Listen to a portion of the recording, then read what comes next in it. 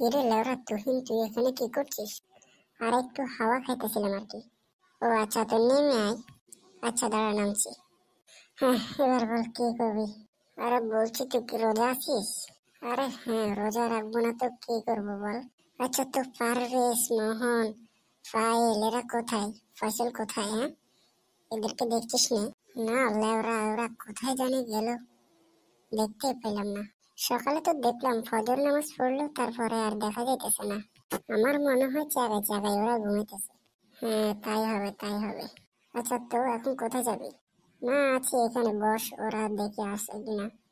আরে একটা কথা শুনবি? বল, শুনি। আরে ফয়সাল আছে না, ফয়সাল, আমাদের বন্ধু ফয়সাল, ও না একটা সাইকেল নিয়েছে বুঝছিস।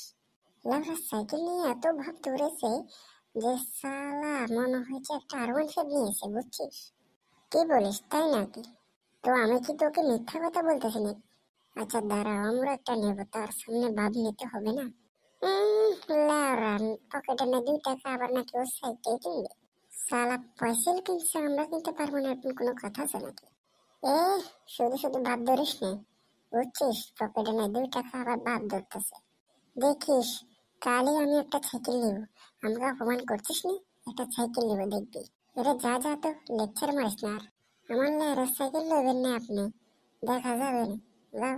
যাচ্ছি যাচ্ছি, অপমান কিন্তু বলবো না, আমি কালই একটা সাইকেল নেব। আরে যা যা, আগে নিয়ে তো দেখা। আমার বন্ধু ফয়সল নিয়েছে, মনে করছে সেও নিতে পারবে। সালা সাইকেলের দাম জানিস? 5,000 টাকা দিয়ে নিয়েছে আমার বন্ধু ফয়সল। তো কি হয়েছে, আমি 10,000 টাকা দিয়ে একটা নিব। এই যা তো এখান থেকে, আর চাওয়া মারিস না। একদম লাঠি দিয়ে সারা পেট ফাটু করে ফেলবো না।